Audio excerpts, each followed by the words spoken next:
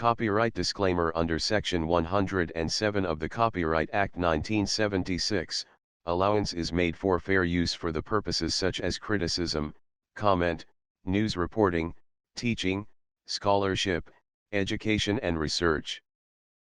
This video contains the creator's opinions, comments, and allegations for the purpose of education, comment, entertainment, and criticism. It is not to be misconstrued as facts. Please, do your own research, form your own opinions, and be an independent thinker. This is a trigger warning. If you are easily offended or extra sensitive, you may want to bypass this video. I don't usually watch this YouTube creator but decided to listen to this video posting. I found it to be an excellent source for psychological studies. Within an hour and 41 minutes this creator goes from one extreme to the other with his emotions. It's quite the roller coaster ride. The questions beg to be asked. Why do people flock to these types of creators? Is it for the drama? Is it for the verbal abuse? Is it for entertainment of the emotional highs and lows? Have these types of YouTube creators tapped into a psychological need of their audience for profit? As of November 6, 2021, this video has 2,993 views and his channel has 1.67 thousand subscribers. He starts off in a normal mood. He brings up the weather and says hello to his audience. Then, he quickly goes into a sympathizing justification mode and ends up relating it to himself. I've never met a person that can do everything on their own. I've never met a person that is able to function through life alone. I've never met a person that doesn't falter. I've never met a person who doesn't have issues. That includes me. He quickly goes off into religion as he continues to justify himself. But if we're going to be our brother's keeper, which I feel that I try to be. Soon, I found myself sitting in the middle of a Sunday sermon. Does the audience really have a need to be told right from wrong? Do they need to be told how they should feel or their beliefs? Or is this a build-up to get his audience to empathize with him? Do you think this is a correct way to relate to an audience? We can say, oh, this is a no judgment zone. But of course, we all know that people are going to judge. Now, when you're saying tell somebody it's a no judgment zone, it means letting people know that they won't be condemned for their struggles. And we all have areas of weakness and temptation, and some of us are more vulnerable and some of it's more visible than others, but we all have them, and we all have to allow people to share their struggles without fear of judgment. And let's be clear, no judgment doesn't mean no correction, but it means no condemnation. Why do I get the feeling I'm sitting in the PTL club with Jim Bakker or at the People's Temple with Jim Jones? I am my brother's keeper. Cain, in a fit of rage, kills Abel. For whatever reason, God comes down. God knows exactly where Cain is, or where he is, and he knows what he did to Abel, and just flat out asks him, where is your brother? Where is Abel? And Abel's response was, am I my brother's keeper? Then, he shows a little sympathy, empathy, and compassion for others. Or, is he? You decide, but please watch this full video before you come to a conclusion. We all need support. We all need love. We all need kindness at certain times. Kicking people while they're down is never good. I don't wish any ill will on anybody. I don't want to hurt anybody. I don't physically, emotionally, mentally. That's not my thing. But what I won't stand for is kicking somebody while they're down. I won't do it. 30 minutes into the video, he switches to a crying depressed state of emotions. He almost had me. I almost threw out my psychological evaluation and questioned, well, maybe this guy isn't so bad. Maybe he just got in with the wrong group of creators. Maybe he finally saw the light and will mend his ugly ways. When did the world get so mean?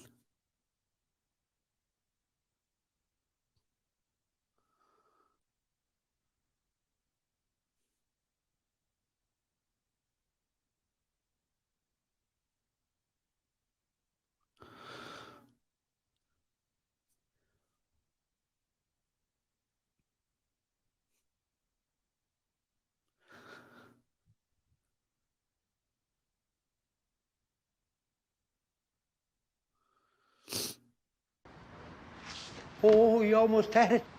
You got to be quicker than that. You know, and I get people saying, "Oh, you don't let people drag you down. Don't let people." Well, what if I want to drag somebody up?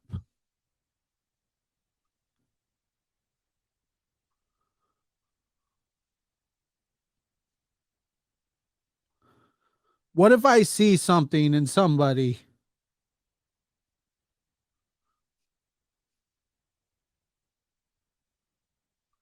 that maybe other people don't see or understand?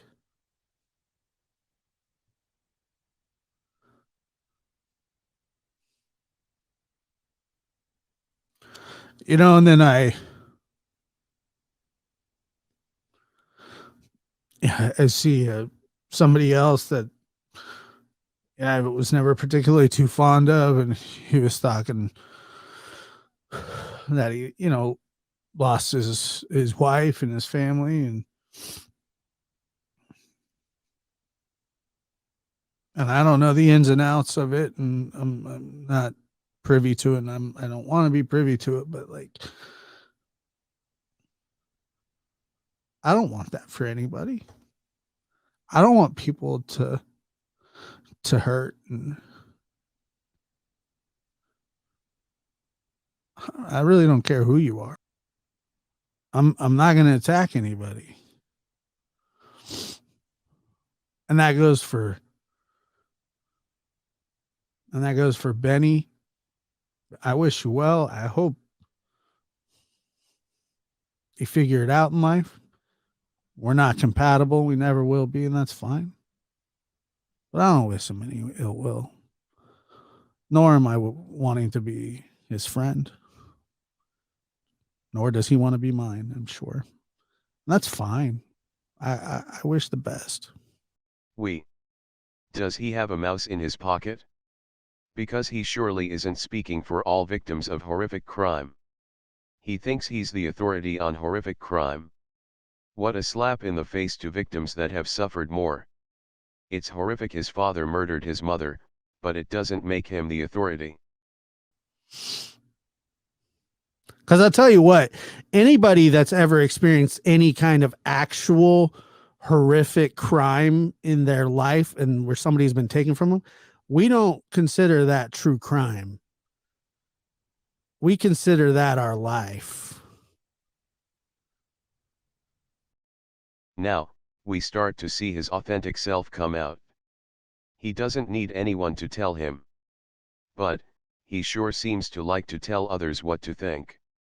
He's not only in defensive mode, but, also, angry mode. If you value my thoughts on certain situations, just know that I know what I'm doing.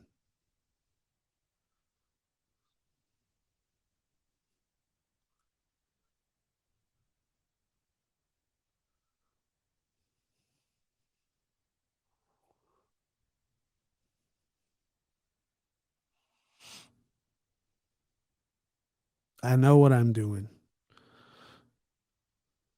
I associate with who I associate with, and I don't associate with who I don't.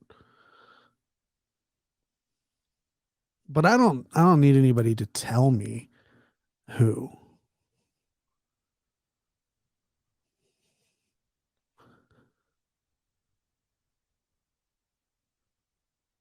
I don't need anybody to tell me.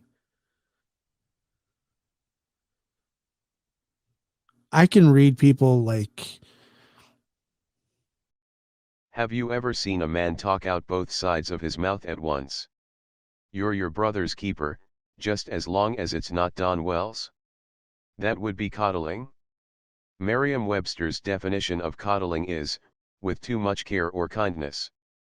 What about dragging somebody up, that you talked about earlier? but it's not okay to tear people down.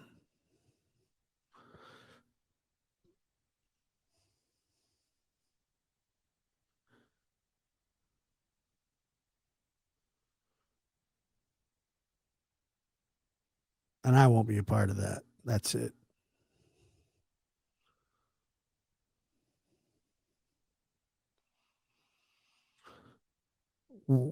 We are our brother and sister's keepers. But we can't make choices for everyone, just like Dawn chose to drink and drive. And if anybody says anything else, it's asinine. It's ridiculous. It's unfounded. And it's more coddling.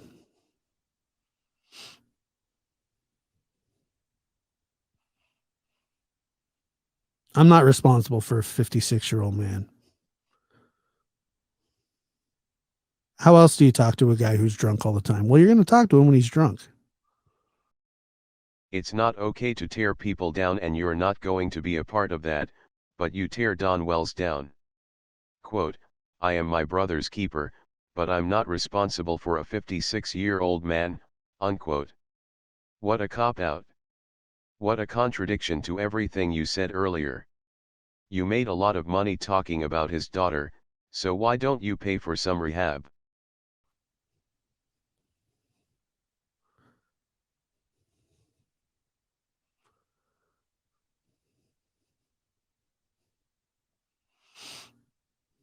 You know,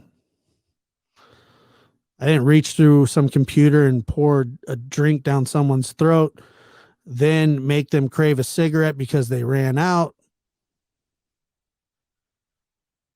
then force them to drive to get said cigarettes. And I don't work for the Hawkins County Sheriff's Department, and I didn't pull anybody over.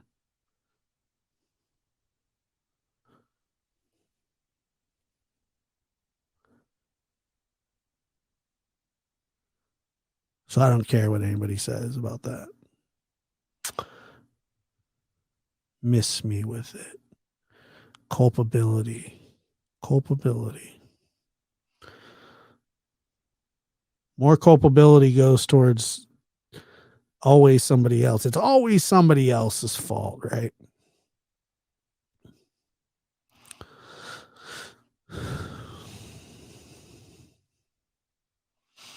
Even if I did provide the occasion for it, it wouldn't matter. It wouldn't have mattered. I wasn't interested in talking to Don when he was drunk.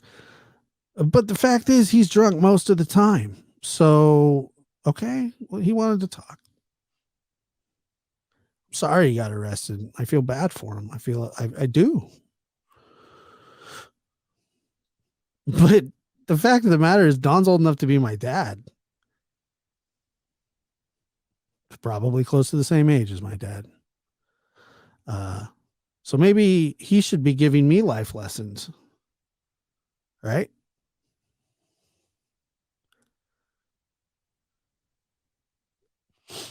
I didn't even take that bait. I didn't even feel that. It didn't even bother me in the slightest, not even one bit.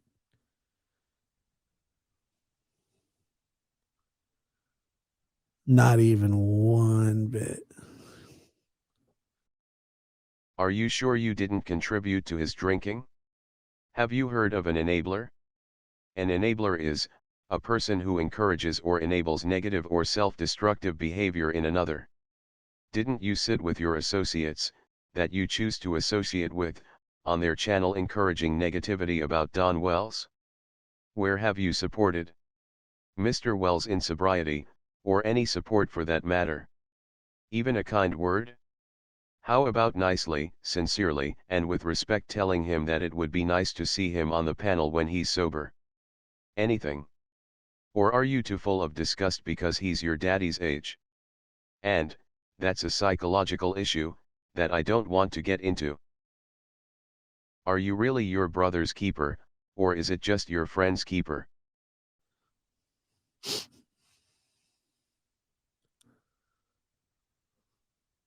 So that's just a waste of, you typing on your computer or phone. Because I look at it and I laugh and I go, that person has responsibility issues. If you're willing to blame me for something somebody else did, what are you willing to blame others for that you've done? Classic responsibility avoidance. Well, you contributed to this and you contributed to that. Well, I'll contribute to you shutting up because I don't listen to it.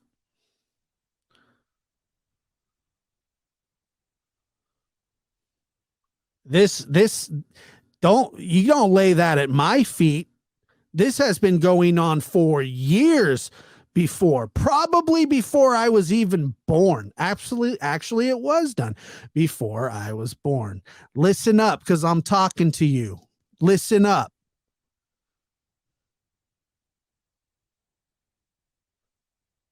Don't lay that at my feet and expect me to care. Because I know an irrational argument when I hear it. I know blaming others. That is classical or classic manipulation. That is classic gaslighting. That is classic victim blaming. That's what that is. Let's talk about responsibility avoidance, since you brought it up. You've gotten good at that over the years, haven't you? Look how you did that. When someone pointed out your inappropriate behavior, you shifted it right back onto them, accusing them of exactly what you're doing, and probably have since you were young. And, I can understand your avoidance of any guilt or blame after what you went through. That type of trauma always makes people feel the guilt of what they could have done differently to avoid the outcome. So, listen up, because now I'm talking to you.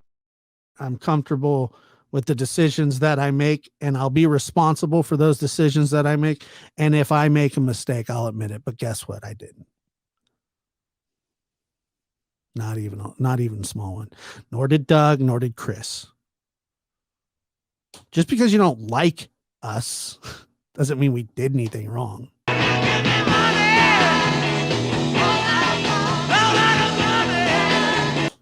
Also, stop trying to kick people while they're down. If you are, in fact, in control as much as you say that you are, then maybe you should understand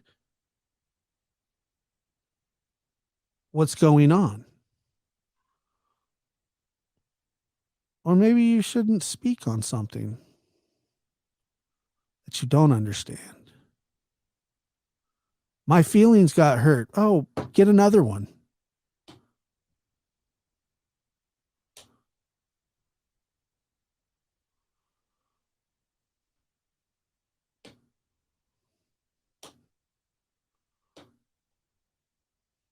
Get another one. You have more than one feeling, don't you?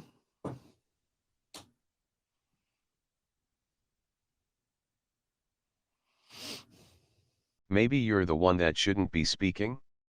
So, you're the only one in the world with feelings, right? Or the only feelings that matter, right? Pitiful, just pitiful. Lift other people up. Try to be more understanding. I get people's feelings get hurt, and I get that people betray others, and if you've never been betrayed in your life, I've been betrayed by the closest people in my life, the closest. You don't know what betrayal is because somebody said something rotten about you on the internet. Boo fucking motherfucking who? My God, that betrayal, that's betrayal.